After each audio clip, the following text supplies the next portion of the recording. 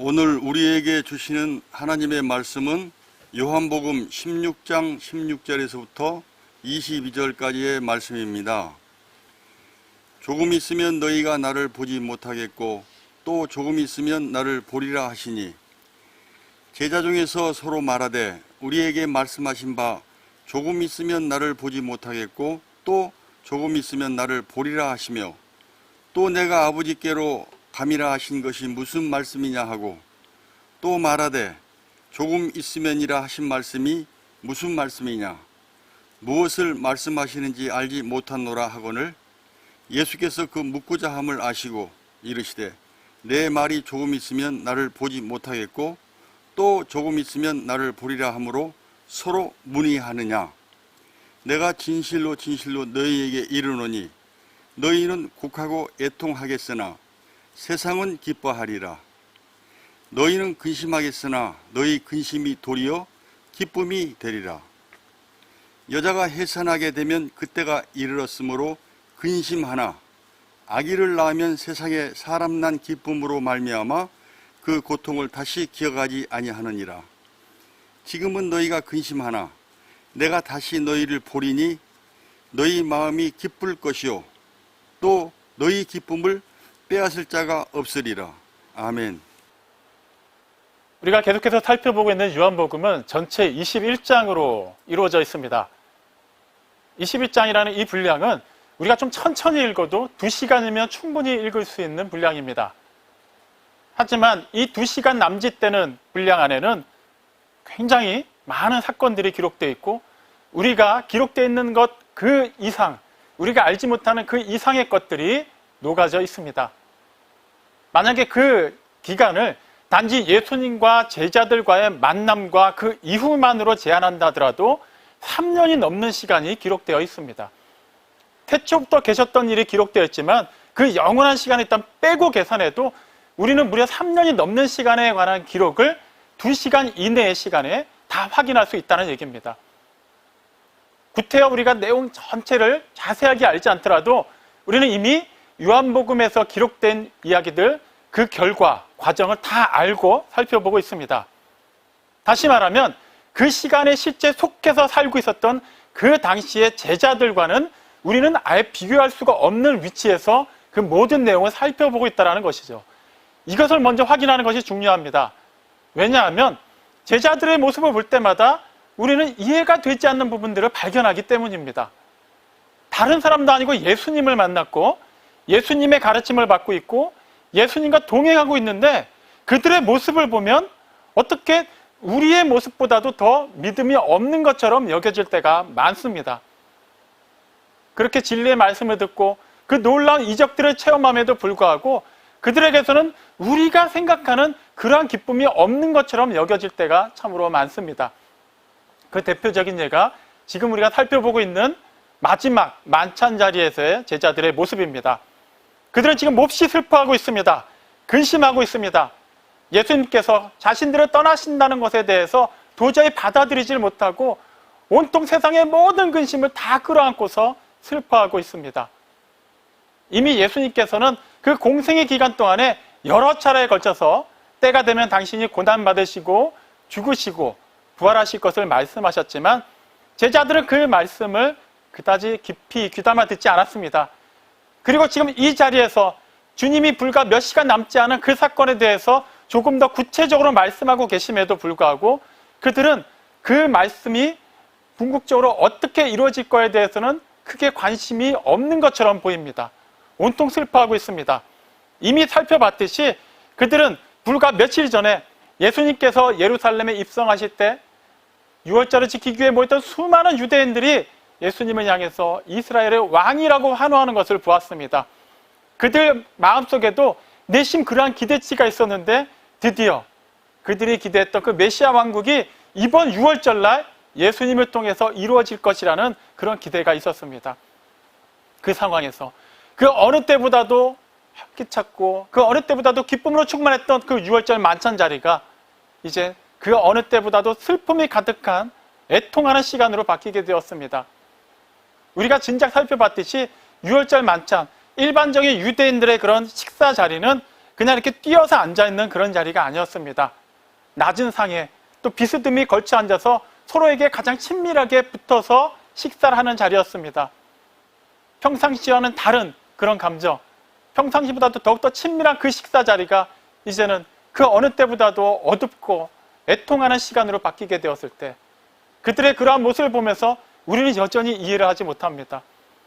왜 예수님께서 하시는 말씀, 궁극적으로 예수님께서 마침표로 찍으신 그 결론 부분이 무엇인지를 듣지 못하는 것일까? 이미 말씀하셨어요. 그 마지막 만찬 자리를 시작하시면서 예수님께서는 요한복음 14장 2절 3절에서 나는 아버지께로 간다 라고 말씀하실 때 그들은 그 말씀만을 가지고서 이미 모든 것을 판단하기 시작했습니다. 제자들은 예수님이 하나님의 아들이심을 이미 믿음으로 고백하고 있는 사람들이었죠. 그렇기 때문에 예수님께서 내 아버지께로 간다라는 말이 단지 지상에 있는 어느 지역, 본가를 향해서 찾아간다는 의미가 아니라는 것은 눈치채고 있었습니다. 그들과 영원히 이별할 것이라는 것을 알고 있었던 것이죠.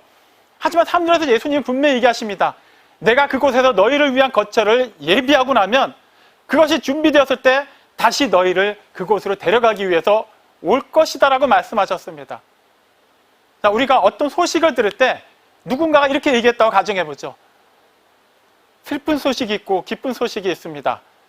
자, 그렇다면 우리는 각자의 그 취향에 따라서 어떤 소식인가를 먼저 들으려고 할 것입니다. 그런데 결과가 기쁜 소식으로 끝나는 내용이라면 비록 그 내용 가운데 슬픈 소식이 있다더라도 우리는 전체적인 그 소식을 어떻게 받아들이게 될까요? 기쁜 소식으로 받아들입니다. 무슨 말입니까? 그 기쁜 소식이 있기 이전에 좀 슬픈 소식이라고 할 만한 과정은 필히 있지만 결과적으로는 기쁘다라는 거예요. 슬픈 소식을 들었다고 해서 우리가 그것에 좌우되지 않습니다. 결과는 그것이 아니기 때문이죠. 예수님께서 말씀하신 소식, 그것은 분명히 슬픈 소식이지만 그 결과는 기쁜 소식입니다. 그렇다면 그들은 기뻐해야만 하죠. 근데 왜 기뻐하지 못했을까요? 다시 말씀드립니다만 우리는 이미 이 내용을 다 알고 살펴보기 때문에 왜 기뻐하지 못했을까라고 얘기합니다. 우리가 예수님의 그 공생 기간 동안에 예수님의 말씀을 들었던 수많은 유대인들의 반응을 보면서 내가 그 자리에 있었다면, 내가 그 시대에 있었다면 나는 그들과 같지 않았을 텐데라고 생각하는 것이 그런 이유입니다. 다 알기 때문이에요. 하지만 실제 우리가 그 시대에 그 사람들 속에 있다면 과연 우리가 그럴 수 있었을까요? 그럴 수 없었을 것입니다. 그 이유를 계속해서 살펴보도록 하죠. 자, 지금 제자들이 왜 그토록 슬퍼했는지는 제자들과 예수님과의 특별한 관계를 주목해 봐야만 이해할 수 있습니다. 처음에 말씀드렸듯이 우리는 불과 2시간 안 되는 시간 안에 다 확인할 수 있는 이 내용이 그들에겐 3년이 넘는 시간이었다는 것을 주목할 필요가 있습니다. 요한복음에 기록되어 있는 예수님과 제자들 사이에 있었던 일들, 예수님께서 제자들에게 하셨던 말씀들, 과연 그것만이 3년 내내 있었을까요? 그럴 수는 없습니다. 상식적으로 생각해 볼 때 어떻게 사람이 3년 동안에 그 1시간도 빼놓지 않고 동행하면서 계속해서 하나님의 말씀을 할 수 있을까요? 어떻게 계속해서 하나님의 말씀만을 들을 수가 있었을까요? 그렇지 않습니다. 예수님도 우리와 똑같은 사람의 몸으로 오셨고 제자들도 사람입니다. 그들은 사람이 사는 세상에서 사람의 삶을 살고 있었습니다. 그렇기 때문에 그들 간의 대화는 일상적인 대화도 있었고 그 대화가 더 많았을 것입니다. 물론 예수님의 시간은 제자들이 자는 동안에는 홀로 산에 올라가서 기도하시는 시간도 많이 있었고 사람들을 만나실 때마다 하나님 나라의 복음을 전하기도 하셨고 병든 자를 고치기도 하셨고 귀신을 쫓아내기도 하셨습니다. 그리고 유대 종교 지도자들과 또 이렇게 많은 신앙 논쟁을 하기도 하셨습니다. 하지만 그 외에 제자들과 함께한 시간만을 한정해서 보면 제자들과는 논쟁하실 일이 거의 없었습니다. 그들에게 물론 하나님의 말씀을 가르치셨지만 그렇다고 해서 매 순간순간이 그러한 가르침만이 있었던 것은 아닙니다. 예수님과 제자들의 관계는 우리가 생각하는 일반적인 스승과 제자의 그런 계약적인 관계가 아니었기 때문이죠. 우리는 보통 혼인이나 혈연, 입양과 같은 관계로 형성된 모임을 가족이라고 얘기합니다. 같은 표현으로는 식구라고도 하죠. 무슨 의미입니까? 한 집에서 함께 끼니를 하는 사람들을 가리켜 식구, 가족이라고 얘기하는 거예요. 예수님과 제자들은 3년이 넘는 시간 동안을 떨어지지 않고 동고동락했습니다. 물론 어떤 때는 제자들끼리 이렇게 둘씩 짝을 지어서 전도 여행을 가기도 하였고, 짧게 예수님과 제자들이 잠깐 떨어져 있는 시간도 있었지만 대부분의 시간은 함께 했습니다. 일반적인 가족들이 3년 동안 함께하는 시간과도 비교할 수 없을 정도로 친밀하게 더 깊이 함께 했습니다. 그만큼 그들의 일상은 서로의 모든 것이 함께 녹아들고 공유하고 그렇게 아끼고 사랑하는 시간으로 채워져 있었다는 것을 알 수 있습니다.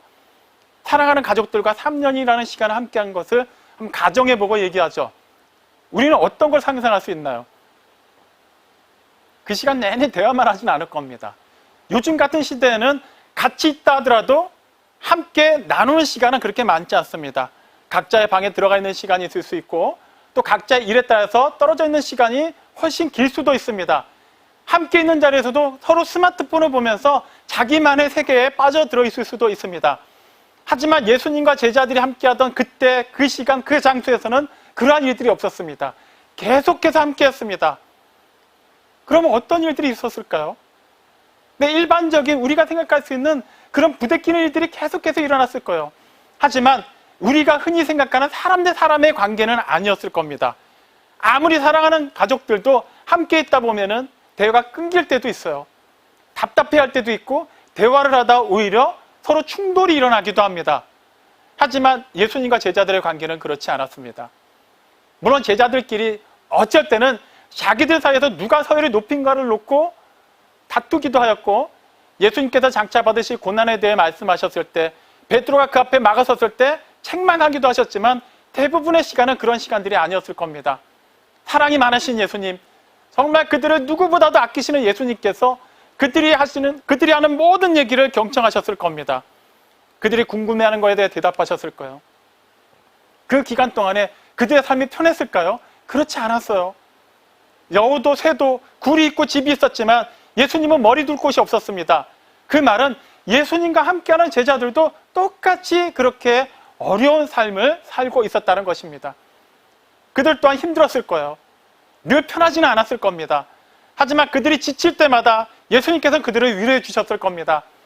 그들이 때로 슬퍼할 때, 그들이 마을에 다니면서 사람들과 접촉하는 과정에서 무시를 당하기도 하고 또 이렇게 굉장히 기분 나쁜 말을 들었을 때, 그 소식을 전할 때마다 예수님께서는 그들을 위해 기도해 주셨을 거예요. 그들의 말을 다 들어주셨고 그들의 그 답답해하는 심정을 누구보다도 깊이 공감하셨을 겁니다. 그들이 기뻐할 때 그 누구보다도 깊이 그들의 기쁨을 함께 참여하셨을 거예요. 지금 예수님과 제자들의 관계는 일반적인 가족들의 관계를 뛰어넘는, 정말 그들이 예수님 안에, 예수님이 그들 안에 속한 하나 되는 진실된 공동체였습니다. 그 관점에서 예수님과의 이별을 생각해 보죠. 슬퍼할 수밖에 없습니다.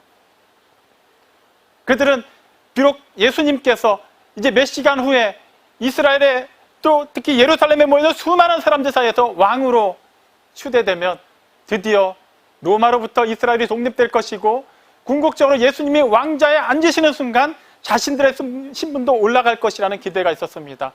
예수님께서 떠나가시면 그 모든 것이 무너지겠죠.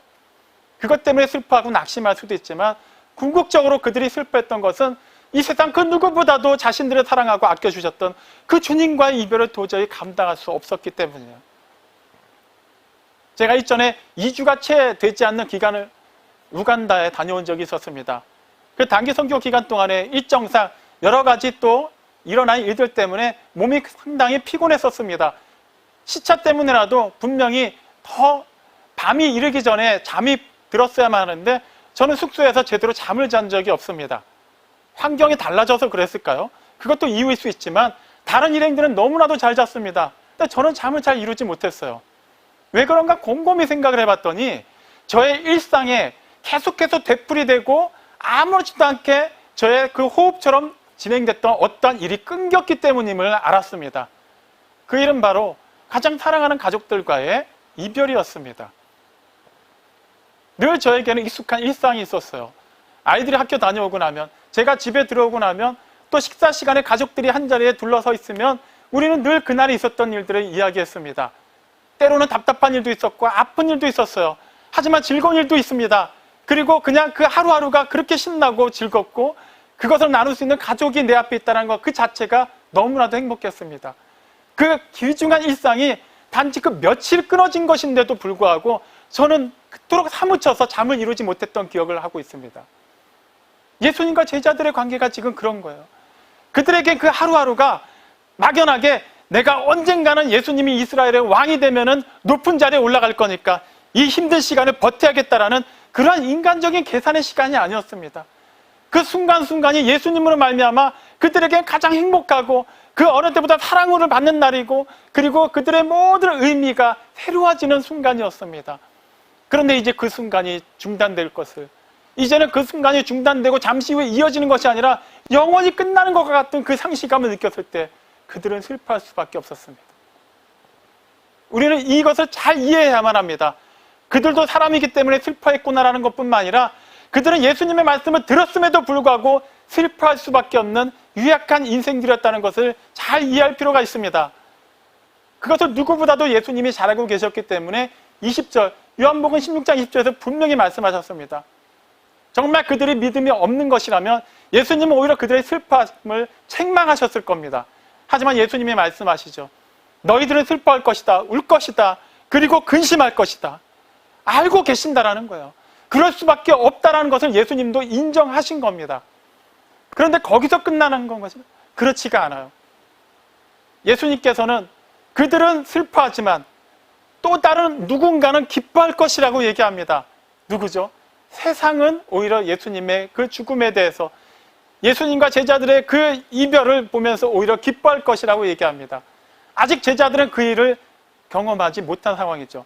불과 몇 시간 후면 일어날 것이고 그리고 약 3일에 걸쳐서 그 일은 점점 더 깊은 수렁 속으로 빠져들어가면서 그들을 그 어느 때보다도 더 깊은 절망 속으로 밀어 넣을 것입니다. 아직 제자들은 그걸 알지 못하고 있어요.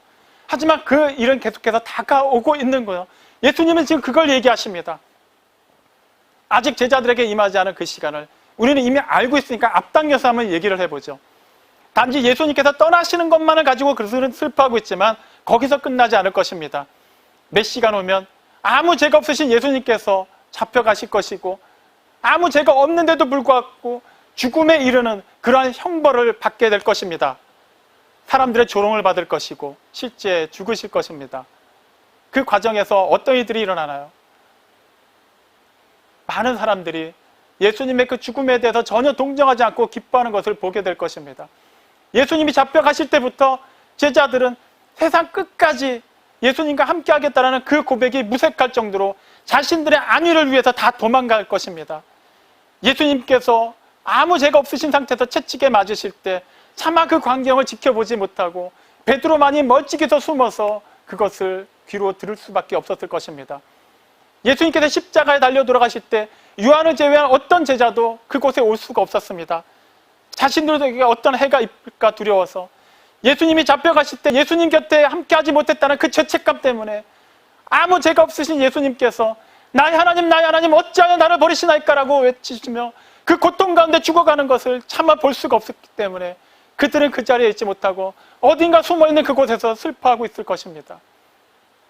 그런데도 불구하고 세상을 위해서, 세상을 구원하기 위해서 오신 예수님의 그 아무 죄 없으신 예수님의 그 고난과 죽음에 대해서 세상이 조롱하고 기뻐하는 것을 그들은 그 광경을 보면서 더욱더 슬퍼할 수밖에 없을 것입니다.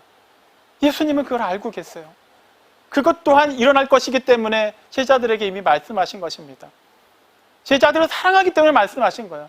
그 일은 반드시 일어날 것이다. 너희들은 슬퍼할 것이다. 하지만 그 슬픔이 결코 오래가지 못할 것이다 라는 것을 알려주고 계십니다.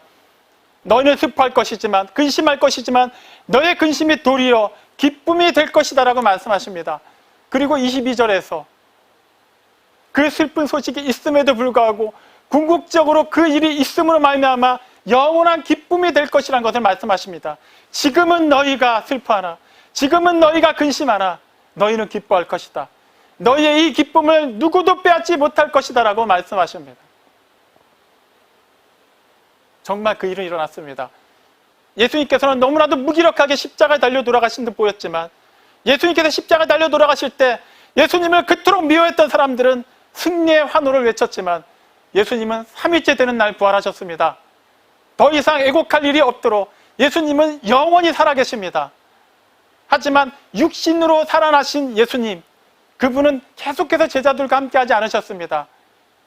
제자들과 함께 하신 그 시간이 얼마 지나지 않아서 하나님 보좌 우편으로 올라가셨습니다. 그리고 다시는 원래 제자들과 함께 하셨던 그 인간의 몸으로는 오시지 않았습니다. 그러면 제자들은 어떻게 될까요? 다시 슬퍼하고 근심하게 될까요? 그럴 수도 있습니다.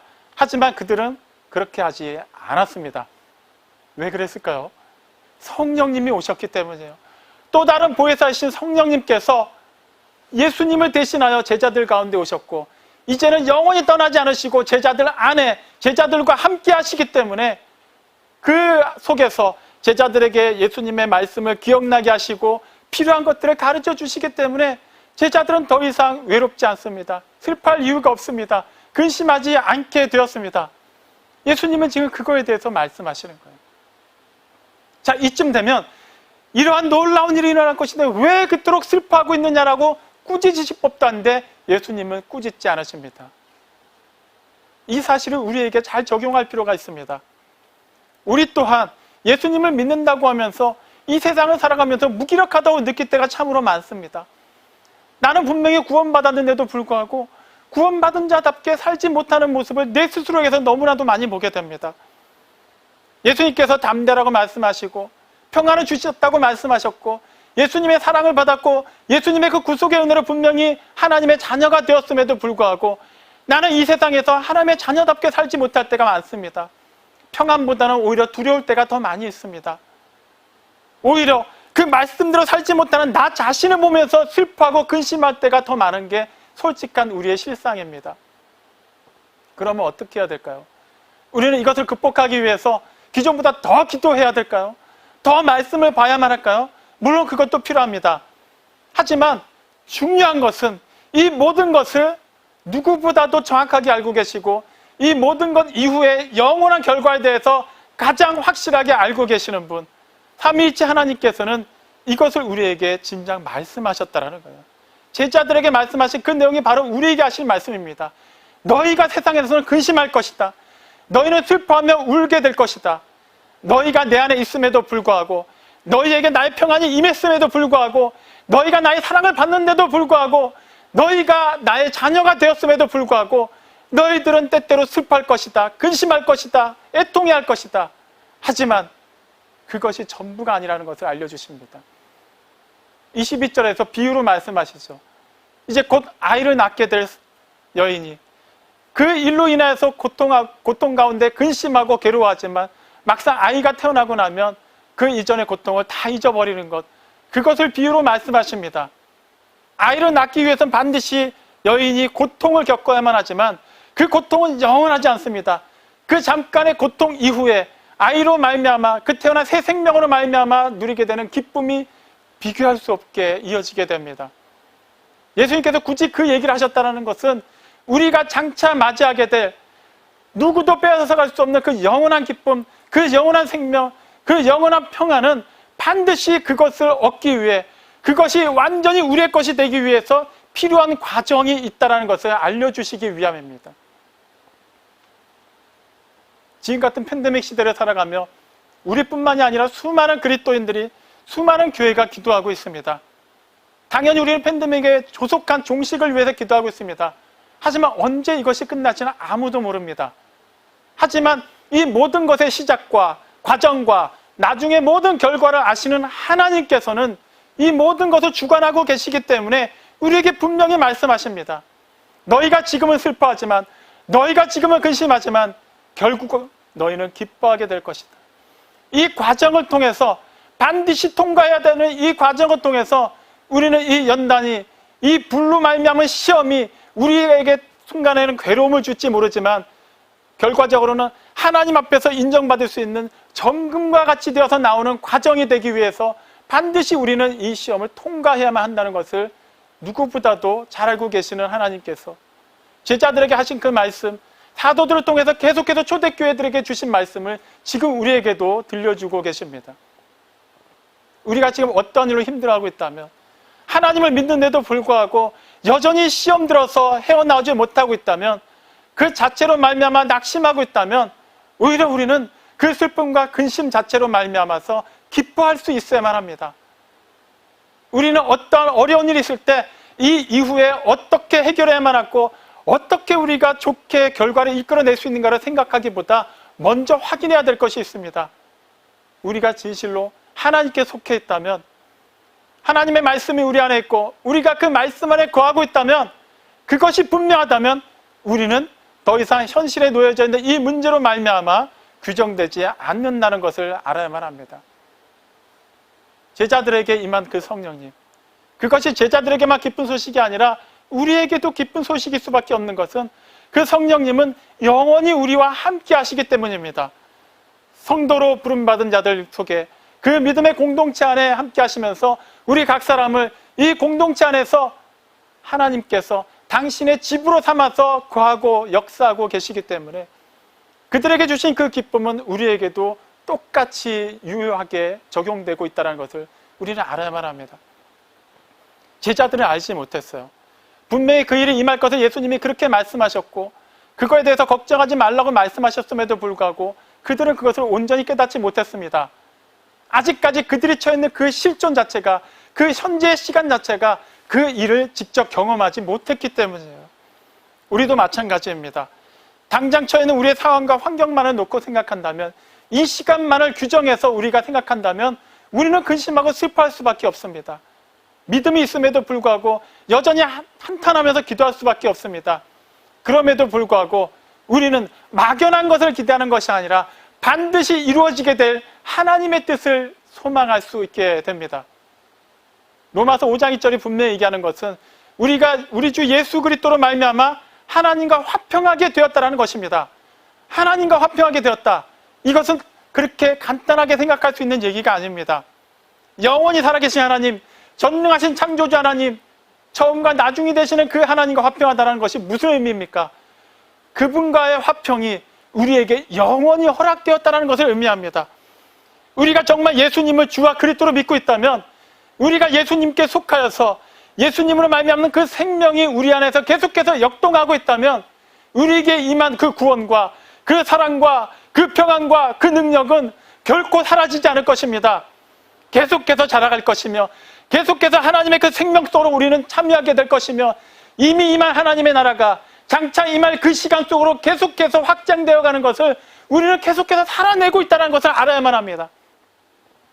원수 마귀가 그 속에서 우리가 작은 하나의 부분을 목도하게 함으로 말미암아 그 길에서 벗어나게 하고 있다는 것을 우리는 결코 잊어서는 안 됩니다. 마귀는 모든 것을 알고 있습니다. 그도 영적인 존재이기 때문에 하나님의 사랑 안에 속해 있는 우리는 결코 그 사랑에서 끊어지지 못한다는 것을 알고 있습니다. 어떻게든 우리를 넘어뜨리려고 할 것입니다. 하나님께서 우리를 붙들고 계신 이상 우리는 넘어지지 않을 것이지만 우리 스스로가 하나님의 손을 놓게 하려고 어떻게든 가진 수단과 방법을 동원할 것입니다. 하나님께서는 분명히 우리에게 사랑을 베풀어 주시고 우리에게 능력을 주시고 우리에게 그 놀라우신 은혜를 베풀어 주고 계시지만 우리가 속해 있는 이 세상에서는 그것이 우리가 생각하는 대로만 이루어지지 않는 것, 그것을 보게 할 것입니다. 무슨 말입니까? 예수님은 그분이 곧 하나님이신데도 불구하고 이 세상에서 사람으로 계시는 동안에는 굉장히 무기력한 모습으로 사시는 것처럼 보일 수 있습니다. 왜 그렇게 힘없이 십자가에 달려 돌아가셔야만 했을까요? 왜 자신이 아무 죄가 없음에도 불구하고 그거에 대해서 담대하게 얘기하시지 않고 아무런 힘도 쓰지 않으신 채 그들의 그 신고 앞에서, 그들의 그 무고한 그 사형 언도 앞에서 아무런 대꾸도 하지 않으셨을까요? 그분이 능력이 없어서입니까? 그분이 힘이 없어서입니까? 그렇지 않습니다. 그분은 이 모든 것을 주관하시고 다스리시는 분임에도 불구하고 그 일은 반드시 일어나야만 하기 때문에 기다리셨고 참으셨던 것입니다. 그 놀라우신 은혜의 하나님, 그 놀라우신 능력의 하나님이 우리와 함께 하시고 우리를 품고 계시고 우리가 그분 안에 거하고 있다면 그 은혜가, 그 능력이, 그 사랑이, 그 평안이 우리 안에서 계속해서 역동하고 있다면 우리 또한 이 세상에서 주님이 겪으셨던 그 일을 똑같이 겪게 된다는 것을 알아야만 합니다. 그분이 세상에 빛으로 오셨기 때문에 세상은 그분을 미워했습니다. 빛이 임한다는 것은 어둠을 몰아내고 어둠에 감춰졌던 모든 것을 드러내기 때문입니다. 세상에 오셔서 하나님의 나라가 가까이 왔기 때문에 회개하고 복음을 믿으라고 말씀하실 때 당연히 믿어야 되는 그 사람들이 왜 믿지 않았습니까? 그 앞서서 말씀하신 회개에 대해서 동의하지 않았기 때문입니다. 그들은 의로운 사람들이었어요. 하나님의 택감을 받은 나라, 하나님의 택감을 받은 사람들이었습니다. 다른 이방인도 아니고 자신들이 왜 하나님을 믿어야만 하는지, 이미 믿고 있는데도 불구하고 왜 회개를 해야 되는지에 대해서 결코 그들은 동의하지 않았습니다. 그 누구보다도 의롭다고 평가받는 사람들, 그 누구보다도 스스로 의롭다고 여기는 종교 지도자들이 예수님의 말씀을 들었을 때 더욱더 격렬하게 논쟁을 일삼았던 이유가 바로 거기에 있습니다. 그들 스스로는 의로웠기 때문이에요. 내가 의로운데, 내가 아무 죄가 없는데 누군가가 나에게 와서 자꾸 죄를 지었다고 얘기하면 누군들 그 사람을 좋아할 수 있겠습니까? 마찬가지입니다. 그들이 예수님을 미워한 것은 자기 스스로가 의로운데도 불구하고 자꾸 죄인이라고 얘기하기 때문이에요. 그래서 그들은 예수님의 말씀을 듣고 회개하고 복음을 믿기보단 예수님 한 사람을 제거함으로 말미암아 자신들의 의를 유지하는 길을 택했습니다. 결과적으로 십자가에서 그 일이 이루어졌고 그들은 환호성을 질렀지만 그것은 오래가지 못했습니다. 그들이 틀렸기 때문입니다. 마귀는 그것에 대해서 우리를 바라보지 못하게 합니다. 그것이 틀렸음에도 불구하고 이 세상에서 우리가 하나님의 자녀라면 왜 이렇게 무기력하게 살아야만 하는지, 우리가 왜 이렇게 복을 받았음에도 불구하고 뭔가 이렇게 유연하게 살지 못하는지에 대해서 계속해서 생각하게 할 것입니다. 마치 교회는 계속해서 핍박을 받는 것처럼 피해의식에 가득 차이게 할 것입니다. 하지만 그렇지 않습니다. 세상이 교회를 힘들게 하는 것 같을지라도 정말 주님의 몸된 교회라면 그 교회는 결과적으로 세상을 이길 것입니다. 이미 이기고 있습니다. 이겼습니다. 어떠한 난리와 난리의 소문이 있더라도 우리는 그거에 대해서 흔들리지 않습니다.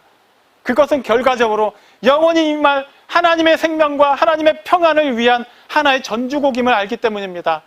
우리가 지금 어떠한 고통 가운데, 어떠한 힘든 가운데 있는데 그것이 예수 그리스도로 말미암아 일어나는 일이라면 오히려 우리는 기뻐할 수 있습니다. 이 과정이 새로운 생명을 태어나게 하기 위한 산통이라는 것을 알기 때문입니다. 로마서 8장 18절에 이르듯이 우리가 지금 당하는 환난은 장차 임할 그 영광과는 아무런 비교가 되지 않습니다. 임할지도 모르는 영광이 아니라 반드시 임할 그 영광을 얘기하고 있습니다. 비교 자체가 되지 않습니다.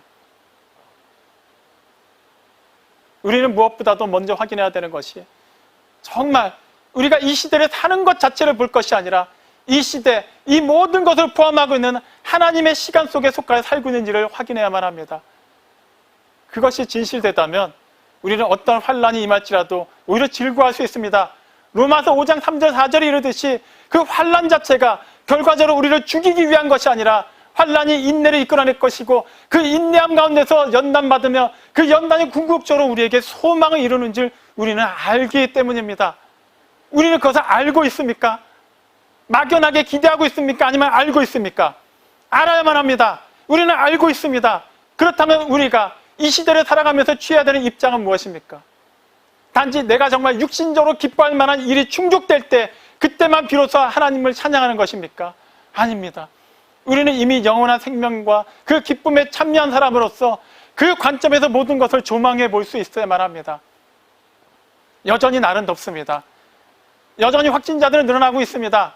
하지만 이것들이 우리에게 임한 하나님의 기쁨을 결코 뺏어가지 못한다는 것을 우리가 먼저 믿음으로 고백할 수 있어야만 합니다. 잘 될 것을 고백하면 그 고백 때문에 잘 되는 것이 아니라 이미 잘 되었고 잘 될 것이고 그것은 결코 변하지 않을 것이기 때문에 우리는 그 믿음을 가지고 살아야만 합니다. 사랑하는 성도 여러분, 무엇보다도 먼저 우리의 소속이 어디인지를, 누구인지를 먼저 확인하시기 바랍니다. 마귀가 계속해서 우리로 하여금 세상에 드러나는 일들을 주목하게 할 때 우리는 그 모든 것을 주관하시는 그 이면에 그것을 초월해서 역사하시는, 하지만 그것과 동떨어지지 아니하시고 이미 그 속에서 모든 것을 이끌어가고 계시며 우리를 그 안에서 영광스러운 구속사로 참여케 하시는 하나님을 바라볼 때 우리는 궁극적으로 이 모든 것을 승리의 개성가를 부르며 나아갈 수 있는 믿음의 행진으로 받아들이게 될 것입니다. 이번 한 주간의 삶도 그 믿음으로 살아내시기를 바랍니다. 하나님께서 주신 그 기쁨은 누구도 뺏어가지 못합니다. 우리에게 임할 그 기쁨, 이번 한 주 동안에 어떤 일이 일어날지 모르지만 분명한 것은 우리는 그 잠깐 슬퍼하고 근심할지라도 그 누구도 뺏어갈 수 없는 하나님의 기쁨이 우리 안에 충만하다는 것을 잊지 마십시오. 그 기쁨을 받은 바 그 사랑을 이미 누리고 있는 그 평안을 마음껏 전하시기 바랍니다. 그것을 드러내시고 그렇게 하나님과 동행하며 사시길 바랍니다. 그럴 때 하늘로부터 임하는 그 놀라운 은혜와 역사가 우리의 모든 것을 채울 것입니다. 그렇게 우리 통해서 역사하시는 살아계신 하나님이 세상에 드러나게 될 것입니다. 그 놀라운 구속의 역사에 참여하고 그것을 신실하게 증거하는 우리 모두가 되기를 주님의 이름으로 축원합니다. 아멘.